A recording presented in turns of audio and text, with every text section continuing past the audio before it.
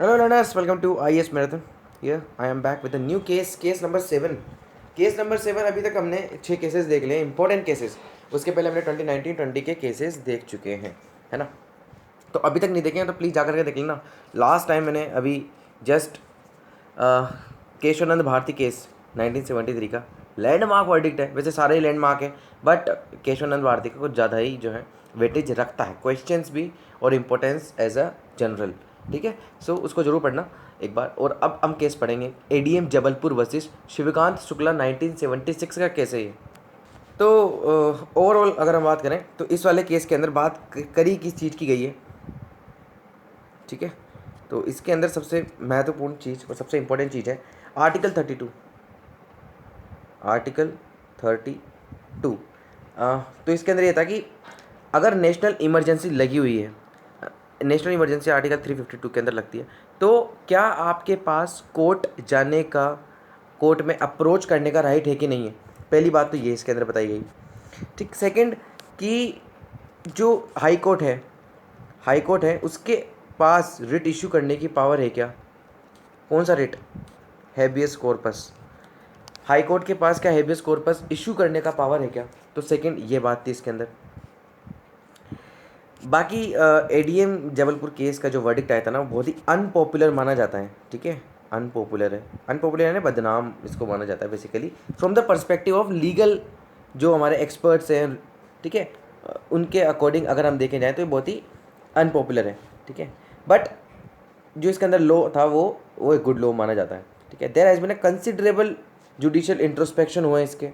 और जो बेसिकली बाद में जो जजेस आए हैं उन्होंने एडमिट किया है दैट द फॉर्मर जजेस ने ये एडीएम जबलपुर केस के अंदर जो वर्डिक्ट दिया है वो रॉन्गली डिसाइडेड है. और एक केस हुआ था बेसिकली, क्या इसको हम बोलते हैं, आपको लिख के बताता हूँ मैं, रामदेव चौहान. ठीक है, बेसिकली रामदेव चौहान है इसके अंदर, लेकिन इसको लिखा है रामदेव चौहान केस ही है. 2010 में हुआ था ये, जिसके अंदर ऑफिशियली एडमिट किया गया था सुप्रीम कोर्ट ने कि एडीएम जबलपुर जो केस है उसके अंदर वर्डिक्ट आया था वो एक मिस्टेक है. ठीक है, तो ये मैंने आपको अभी बता दिया, आगे आने वाला ये केस. ठीक है, यस. तो popularly known as a habeas corpus case, इसको हैबियस कॉर्पस केस बोला जाता है. एडीएम बिल्कुल सही समझ रहे हो आप, एडिशनल डिस्ट्रिक्ट मजिस्ट्रेट. ठीक है, जो आपके, ठीक है, हाईएस्ट पोस्ट होती है पीसीएसएस में, वो आपका एडिशनल डिस्ट्रिक्ट मजिस्ट्रेट ही होता है. सुप्रीम कोर्ट ने इसको 28 अप्रैल 1976 में इसका वर्डिक्ट दिया था, है ना. इसमें एडीएम जो थे वो पिटिशनर थे और जो आपके शिवकांत शुक्ला थे वो आपके रिस्पोंडेंट थे. ठीक, अब आपको पता है यहाँ पर टाइम देखो 1976, यहाँ पर एक जनरल इलेक्शन हुआ था. ठीक है, सबसे पहले अगर हम बात करें बैकग्राउंड की, तो इंट्रोडक्शन मैंने दे दिया. बैकग्राउंड की अगर हम बात करें तो राजनारायण जो थे, राजनारायण वो थे सोशलिस्ट लीडर. ये 1971 में जो इलेक्शन हुए थे ना, उसमें श्रीमती इंदिरा गांधी रायबरेली से खड़ी हुई थी और जीत गई थी वाला इलेक्शन, जनरल इलेक्शन यहाँ से लोकसभा का. और राजनारायण जो थे उनको यहाँ पर डिफीट मिली थी. तो ये जो डिफीट मिली थी ना इनको, राजनारायण को, तो इन्होंने चैलेंज कर दिया बेसिकली इलाहाबाद हाई कोर्ट के अंदर. ठीक है, जिसको हम बोलते हैं state of UP versus Rajnarayan case, 1975 का केस है ये.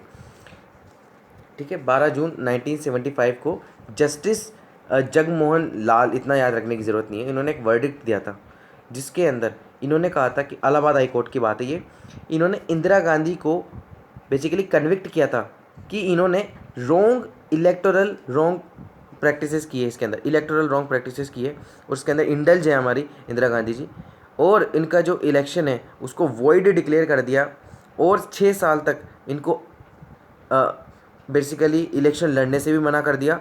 और कोई भी ऑफिस जो है गवर्नमेंट ऑफ इंडिया के अंदर नहीं बेसिकली होल्ड कर सकती है. ठीक है, तो 6 साल का बैन बोल सकते हो आप इसको. तो ये बहुत बड़ा मैटर हुआ था उस टाइम पे. तो बिल्कुल इलाहाबाद हाई कोर्ट है, सुप्रीम कोर्ट में अपील करती हैं ये. सुप्रीम कोर्ट ने कहा कि एक कंडीशनल स्टे लगा दिया. बेसिकली सुप्रीम कोर्ट ने एक कंडीशनल स्टे दिया और इन्होंने कहा कि जो इनके पावर होंगे ना बेसिकली इन रिलेशन टू आपका मैटर ऑफ वोट या फिर स्पीच इन लोकसभा, इसमें ही जो है इनकी कुछ रेस्ट्रेंट लगा दिए. सुप्रीम कोर्ट ने इसमें रेस्ट्रेंट लगा दिए. अब इतना कुछ हो चुका था इंदिरा गांधी के साथ, इन्होंने क्या किया, इन्होंने बेसिकली उस टाइम के हमारे प्रेसिडेंट कौन थे, फ़खरुद्दीन अली अहमद, ठीक है। इन्होंने श्रीमती इंदिरा गांधी ने बिना हमारे अपनी कैबिनेट से पूछे फ़खरुद्दीन सर से कहा कि आप जो है अंदर आर्टिकल 352 क्लोज 1 के अंदर इमरजेंसी लगा दीजिए, आप नेशनल इमरजेंसी लगा दीजिए। और उसका इन्होंने रीज़न क्या दिया, ग्राउंड क्या दिया कि grave emergency existed whereby the security of India was threaten by internal disturbances, ठीक है। इंटरनल डिस्टर्बेंसेस के बेसिस पे इन्होंने यहाँ पर लगा दी, ठीक है।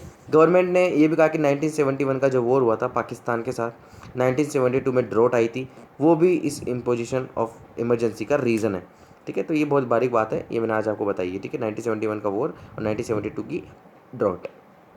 अब यहाँ पर बात आती है कि राइट्स की, ठीक है। अब यहाँ पर इमरजेंसी लगी हुई है, तो यहाँ पर प्रेसिडेंट अंडर आर्टिकल 359 क्लोज 1, अंदर आर्टिकल 359 क्लोज 1 के अंदर प्रेसिडेंट जो हैं वो हर किसी पर्सन की, एनी पर्सन, चाहे वो फॉरेनर हो या फिर इंडियन हो, वो कोर्ट नहीं जा सकता, ठीक है। कोर्ट जाने पर उसकी बेसिकली अथॉरिटी नहीं है, ठीक है। और अंदर आर्टिकल 14, 21 और 22 ऑफ द कॉन्स्टिट्यूशन जो है ये इन्फोर्स नहीं कराए जाएंगे, ठीक है। और जितनी भी प्रोसीडिंग्स होंगी कोर्ट के अंदर for the enforcement of the rights, जो कि रिलेशन है आपके 14, 21 और 22 से, ठीक है, वो इनको सस्पेंड कर देंगी। यानी कोई केस चल रहा होगा तो उनको सस्पेंड कर देगी, कब तक, जब तक इमरजेंसी लगी हुई है अंदर आर्टिकल 352। इसके बाद एक बहुत महत्वपूर्ण आर्टिकल है article 19, very important article in Indian constitution. बाद में 8 जनवरी को, बेसिकली अप्रैल में लगाई गई थी, 8 जनवरी को, जून में लगाई गई थी, फिर बाद में 8 जनवरी को नेक्स्ट ईयर 1976 में प्रेसिडेंट ने एक और डिक्लेरेशन किया। उन्होंने कहा कि अंडर आर्टिकल 19 जो बेसिकली आपका राइट्स आते हैं इन्फोर्समेंट करने, इन्फोर्समेंट ऑफ द राइट्स आते हैं, वो भी सस्पेंड है। यानी कि right of any person to move any court, जो आर्टिकल 19 को इन्फोर्स करेंगे, आप नहीं जा सकते इसको इन्फोर्स कराने। और जितनी भी प्रोसीडिंग्स पेंडिंग पड़ी हैं वो सब सस्पेंड हो जाएगी, ठीक है, जब तक कि इमरजेंसी इन्फोर्स में। तो आर्टिकल 14, 21, 22 और 19 ये सब जो है सस्पेंड कर दी। अब यहाँ पर गवर्नमेंट के बेसिकली पुलिस ने क्या किया कि पीपल को अरेस्ट करना स्टार्ट कर दिया बहुत ज़्यादा, ठीक है। अब अंडर बेसिकली एक्ट था maintenance of internal security act, ठीक है, maintenance of internal security act है। तो जिसके अंदर जो भी लोग पॉलिटिकल थ्रेट है, बेसिकली कंट्री को बोला जाता है, लेकिन हमको पता है ओरिजिनलिटी बेसिकली क्या है, ठीक है। सो जो भी इंटरनल पॉलिटिकल थ्रेट है वो उन सबको इस एक्ट के अंदर, Misa maintenance of internal security act के अंदर अरेस्ट कर लिया गया। अब यहाँ पर जितने भी अरेस्टेड पर्सन थे उन्होंने पिटिशन फाइल करी, ठीक है, हाई कोर्ट के अंदर। हाई कोर्ट्स के अंदर मतलब जहाँ भी स्टेट्स में रहते थे सब जगह अपने अपने हाई कोर्ट्स में इन्होंने पिटिशन फाइल करना स्टार्ट करी अगेंस्ट दी ये जो डिटेंशन इन लोगों का किया गया था, ठीक है, ये जो डिटेंशन इन लोगों का किया गया था उसके अगेंस्ट। तो सुप्रीम कोर्ट, बहुत जगह हाई कोर्ट जो थे उन्होंने इन अरेस्टेड पर्सनस के ही फेवर में रूल दिया, फेवर में ही जो है रूल किया, ठीक है, वर्डिक्ट दिए। तो हाई कोर्ट ने कहा कि ब्रॉडली प्रेसिडेंट का ऑर्डर हो, डिस्पाइट दिस, जो डिटेनर्स हैं, जितने भी डिटेनर्स हैं, टू चैलेंज देयर डिटेंशन, जो है वो चैलेंज कर सकते हैं अपना जो भी डिटेंशन है, जिनका ग्राउंड जो है वो अनकॉन्स्टिट्यूशनल है। अगर आपको बेसिकली इनका मतलब ये है, यहाँ पर हाई कोर्ट्स कहते हैं कि जितने भी डिटेंशन किए गए हैं अनकॉन्स्टिट्यूशनली, उन सबको ओपन है जुडिशियल रिव्यू के लिए, आप उनको चैलेंज कर सकते हो, ये कहा गया हाई कोर्ट्स के थ्रू। तो ये जो बेसिकली अरेस्टेड पर्सन थे इन्होंने क्या करा, हैबियस कॉर्पस फाइल करने की कोशिश करी और बेसिकली अपने चैलेंज किया डिटेंशन को, ठीक है। तो यहाँ पर बात आती है हेबियस कॉर्पस की, इन सब ने हेबियस कॉर्पस करने की बात करी। तो जहाँ से हमारा मेन मुद्दा स्टार्ट होता है केस का। अब इन सब के अंदर एक बहुत ही इंपॉर्टेंट केस आया, इन जितने भी हाई कोर्ट्स थे ना, इन सब अपने अपने वर्डिक्ट्स दे रहे थे इनके in favour to this arrested people. तो इनमें से ये केस आया, एडीएम थे कहाँ कर, एडिशनल डिस्ट्रिक्ट मजिस्ट्रेट जबलपुर के एडीएम थे किरण विजय सिंह थे बेसिकली। इन्होंने अपील किया अगेंस्ट एमपी हाई कोर्ट के जो वर्डिक्ट था, जो किसके फेवर में था, शिवकांत शुक्ला। ये बेसिकली इनको डिटेन कर लिया गया था अंडर आपका मीसा एक्ट, ठीक है। तो इन्होंने चैलेंज किया, किसने, बेसिकली अब जिस डिटेन्यू थे शिवकांत शुक्ला, इन्होंने भी फाइल करी, तो इनके फेवर में बेसिकली एमपी हाई कोर्ट ने दिया वर्डिक्ट। तो एडीएम ने क्या करा, एमपी हाई कोर्ट के अगेंस्ट यहाँ पर बेसिकली अपील की, ठीक है। तो ये लीड केस था। अब सुप्रीम कोर्ट में बात आती है, तो लीगल इशू क्या इन्वॉल्व है इसके अंदर। इन्होंने कहा कि डिस्पाइट जो आपका प्रेसिडेंशियल प्रोक्लेमिनेशन है, क्या हाई कोर्ट रिट है जो आपका हेबियस कॉर्पस वो फाइल कर सकता है क्या, जो बेसिकली पर्सन्स हैं जिनको डिटेन किया गया है, ठीक है, उनके बेसिकली देखो यहाँ पर आप इसके अंदर ये कहा गया था कि लीगल इशू कौन सा है। लीगल इशू इन्वॉल्व है कि हेबियस कॉर्पस जो फाइल की गई है इन जो डिटेन्ड पर्सन है, ये जो डिटेन्ड पर्सन है, अगर इन्होंने रिट पिटिशन फाइल करी कहाँ पर, हाई कोर्ट में, तो क्या हाई कोर्ट के पास पावर है क्या इसको रिव्यू करने का और एंटरटेन करने का। बस यही बात है इसके अंदर, ये वाला लीगल इशू इसमें इन्वॉल्व है। अब यहाँ पर आर्ग्यूमेंट सुनते हैं हम। आर्ग्यूमेंट आता है गवर्नमेंट की तरफ से। गवर्नमेंट कहती है कि जो object and purpose of emergency है ना, जो बेसिकली चाहते हैं इसके अंदर क्या हमको हासिल हो, ठीक है। तो कॉन्स्टिट्यूशन इनको स्पेशल पावर देता है, किनको, एग्जीक्यूटिव को। लेजिस्लेचर तो सस्पेंड है इस टाइम पे, जुडिशरी के सामने आते हैं एग्जीक्यूटिव, ठीक है। तो एग्जीक्यूटिव के पास स्पेशल पावर है इस टाइम पे कि वो किस तरीके से नेशनल इंपॉर्टेंस, स्टेट इंपॉर्टेंस इसको अज्यूम करें, है ना। तो इसलिए स्पेशल पावर चाहिए हमको। तो नेशनल इमरजेंसी बेसिकली डिमांड करती हैं स्पेशल पावर की एग्जीक्यूटिव के लिए। और ये कहते हैं कि इमरजेंसी प्रोविजन जो कंटेन है basically under article 358, 359 close 1, 359 close 1A। तो इसके अंदर जो भी पावर है बेसिकली वो एग्जीक्यूटिव को स्पेशल पावर प्रोवाइड करती हैं। और ये फर्दर सेड कि जो वैलिडिटी ऑफ एनी लॉ है, कोई भी लॉ बेसिकली यहाँ पर जो स्टेट के थ्रू बनाया गया, can not be challenge in any court in any ground. क्यों? क्योंकि प्रेसिडेंट के जो ऑर्डर है बेसिकली किसके अंदर आया था, आर्टिकल आपका 359 क्लोज 1 के अंदर आया था, रिटर्न है ना, कि एग्जीक्यूटिव एक्शन जो है, आई मीन जो लॉ है बेसिकली उसको, अगर वो फंडामेंटल राइट को भी चैलेंज कर रहे हैं तो भी आप उसको जुडिशियल रिव्यू में नहीं ला सकते, ना ही आप उसको चैलेंज कर सकते हो कोई भी ग्राउंड्स पर। और अगर कोई राइट आपका एब्रिज भी हो रहा है फिर ठीक है, या फिर वायलेट हो रहा है, तो भी आप इसको जो है एग्जीक्यूटिव एक्शन को चैलेंज नहीं कर सकते हो, ये कहा गया था। और रीज़न ये दिया गया था स्टेट के थ्रू कि in times of emergency the executive safeguards the life of nation. Life of nation is very important, ठीक है, life of nation is very important. तो आप इसको चैलेंज नहीं कर सकते हो क्योंकि प्रेसिडेंट ने ऑर्डर निकाला है। इमरजेंसी के टाइम पर एग्जीक्यूटिव के पास स्पेशल पावर है अंडर आर्टिकल 358, 359 1 और 1A, ठीक। तो लाइफ ऑफ अ नेशन को बचाने के लिए हम यहाँ पर जो है फंडामेंटल राइट को इन्फ्रिंज कर सकते हैं, ये मानना है स्टेट का, ये आर्ग्यूमेंट है। अब बात आती है दूसरी तरफ। अब दूसरी तरफ कौन है आपके, रिस्पोंडेंट्स क्या कहते हैं आपके, ये कहते हैं कि चलो मानते हैं आपका आर्टिकल 359(1) के अंदर अगर आपने सुप्रीम कोर्ट जाने की मना कर दी कि आर्टिकल 32 के अंदर हम सुप्रीम कोर्ट नहीं जा सकते, लेकिन ये जो है आपका कॉमन लॉ को इन्फोर्स करने से तो नहीं रोकता, या फिर कोई स्टेट्यूटरी राइट्स हैं जैसे कि पर्सनल लिबर्टी, ये इन्फोर्स करने के लिए तो नहीं रोकता, या फिर आपका अंदर आर्टिकल 226 के अंदर हम हाई कोर्ट तो जा ही सकते हैं, ठीक है। तो ये कहा गया रिस्पोंडर्स के थ्रू कि आप सुप्रीम कोर्ट में जाने से रोक लो हमको, लेकिन हाई कोर्ट में जाने से नहीं रोक सकते हो, कॉमन लॉ हमको इम्प्लीमेंट कराना ही है वहाँ से, ठीक है। सेकंड ये कहते हैं कि जो आपका राइट है ना बेसिकली एग्जीक्यूटिव के जो पावर है बेसिकली उन पर रेस्ट्रिक्शन तो नहीं लगाता, लेकिन एक प्रिंसिपल इन्होंने यहाँ पर बताया, वो प्रिंसिपल है आपका यहाँ पर limited power of the executive, ठीक है, कि जो limited power of the executive है वो उसको रेस्ट्रिक्ट नहीं करता है। दूसरी बात ये कहते हैं कि जो चेक्स एंड बैलेंसेज हैं जो किस पे बेस्ड होता है, आपका idea of separation of power के अंदर ये आपकी जो लिमिटेड पावर ऑफ एग्जीक्यूटिव है, ठीक है, तो इसको रिमूव नहीं करता है वो। तो एग्जीक्यूटिव के ऊपर कुछ पावर्स ऐसी है जो लिमिटेड है, तो ये भी बात चैलेंज की गई इस प्रिंसिपल के बेसिस पे, ये बात चैलेंज की गई रिस्पोंडेंट्स ने।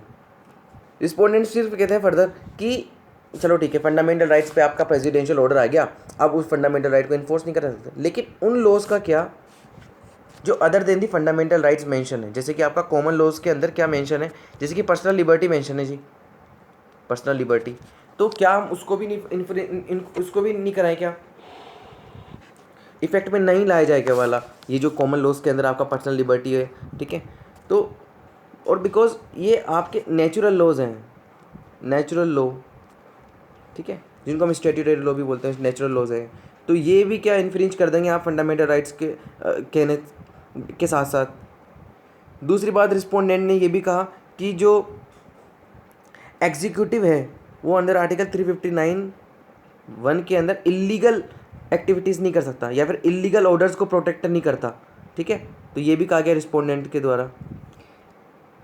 उसके बाद इन्होंने रिस्पोंडेंट के बेसिकली आर्ग्यूमेंट बहुत टफ है, बहुत ज़्यादा टफ है, बहुत ज़्यादा स्ट्रॉन्ग है।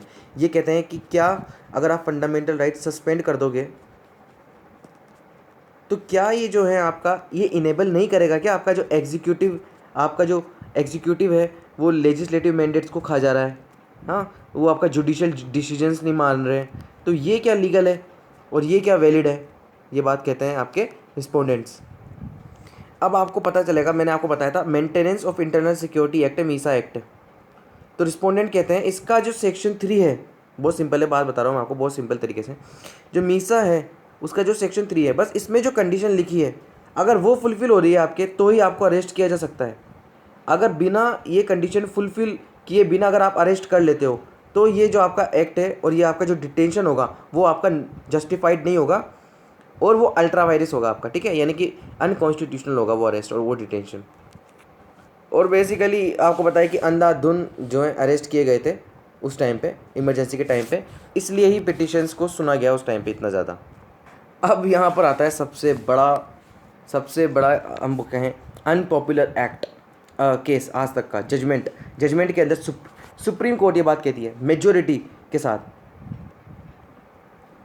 कहती है कि जितने भी ये पिटिशंस और कंटेंशंस आए ना रिस्पोंडर्स की तरफ से सबको डिसमिस कर दिया कि कोई आर्गुमेंट यहाँ पर नहीं माना जाएगा, कंटेंशन जो है रिस्पोंडेंट्स के सबको डिसमिस कर दिया। और जो एडीएम जबलपुर है, एडीएम ऑफ जबलपुर, उनकी अपील को एक्सेप्ट किया गया और जितने भी हाई कोर्ट्स हैं और उनके वर्डिक्ट्स हैं सबको सेट असाइड करते हुए इन्होंने कहा कि किसी भी पर्सन और डिटेनी के पास कोई भी लोकस स्टैंडाई नहीं है कि वो किसी भी वो रिट पिटिशन फाइल करे। रिट पिटिशन ही नहीं फाइल कर सकते तो क्या हाई कोर्ट है आपका, क्या वर्डिक्ट उसका और क्या वो इसको एंटरटेन करेगा, ठीक है। तो सुप्रीम कोर्ट ऑल्सो अपहेल्ड जो सेक्शन 16 है मीसा एक्ट, यानी कि मीसा एक्ट को इन्होंने अपेल्ड किया, ठीक है। तो मीसा एक्ट के सेक्शन 16 को इन्होंने वैलिडिटी बताई और वैलिड बताया बेसिकली और उसको अपेल किया। तो बहुत ही इनफेमस केस माना जाता है इसको, बहुत से लीगली और ऑफिशियली इसको बेसिकली अनपॉपुलर था बट एक गुड अच्छा लॉ इसको माना जाता है, ठीक है। और जो बहुत जजेस थे उन्होंने इसको डिस्क्राइब किया as a wrong verdict. Supreme court ने भी एडमिट किया इसको कि हाँ ये जो एडीएम जबलपुर वाला वर्डिक्ट था वो पॉइंट ऑफ लॉ के पर्सपेक्टिव से एब्सोल्यूटली मिस्टेक थी, ठीक है। तो रामदेव केस हुआ था, रामदेव वर्सेस आपका बनीकांत दास 2010 का केस है कि it's a mistake in ADM Jabalpur judgment. ये जो एक्ट है बेसिकली आई मीन जो वर्डिक्ट है वो आपका मिस्टेक है, ठीक है। इम्पैक्ट क्या है इसका, इम्पैक्ट है कि अब इसका इम्पैक्ट यही है कि आर्टिकल 21 को रेस्ट्रिक्टिव मैनर में पढ़ा गया, बहुत ज़्यादा रेस्ट्रिक्टिव मैनर में पढ़ा गया। दूसरा कि अब तक के हाई कोर्ट्स ने थाउजेंड्स ऑफ जितनी भी यहाँ पे पिटिशंस आई थी उनको एंटरटेन भी किया था और वर्डिक्ट भी देते, उन सबको सेट असाइड कैसे कर सकता है ये बताओ आप मुझे। सेकंड, इतने सारे पॉलिटिकल एक्टिविस्ट और रिपोर्टर्स हुए थे और आपके बेसिकली अपोनेंट्स थे, उन सबको इम्प्रिजन किया गया बड़ी मात्रा में, तो ये इसका इम्पैक्ट हुआ है ना। तो आर्टिकल 21 को इन्होंने रेस्ट्रिक्टिव मैनर में पढ़ा। दूसरा, बहुत बड़ी मात्रा में अरेस्ट हुए। तो ये था आपका एडीएम जबलपुर केस। अगले लेसन में पढ़ने वाले हैं Maneka Gandhi versus union of India case 1978, ठीक है। तो बहुत ही इंपॉर्टेंट है और बहुत मज़ा आने वाला है इस वाले केस के अंदर क्योंकि पॉलिटिक्स है, फैमिली पॉलिटिक्स आप कह सकते हैं, ठीक है। तो अगले लेसन में मिलेंगे। तो अभी तक हमने 7 केसेस पढ़ लिए और कंटिन्यूसली आने लगे हैं लेसन और बहुत ज़्यादा बड़ी मात्रा में आएंगे भी, सही, ठीक है। तो सपोर्ट करें और शेयर करना जितना हो सके, फैला दो इसको, ठीक है। तो मिलते हैं अगले लेसन, जब तक keep studying, keep sharing, okay. तो stay tuned and have a nice day.